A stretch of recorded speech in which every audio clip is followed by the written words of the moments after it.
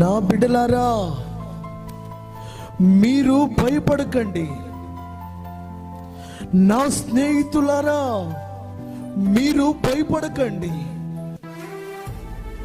ఎవరయ్యా ఈ మాట చెప్తుంది అంటే, భయపడకండి అని అభయమిస్తున్న దేవుడు.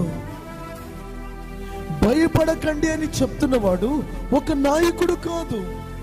ఈ రోజున నాయకులు భయపడుతున్నారు, అధికారులు భయపడుతున్నారు, ధనవంతులు భయపడుతున్నారు, అగ్రరాజ్యాలు కూడా కుప్పకూలిపోతున్న రాజులు.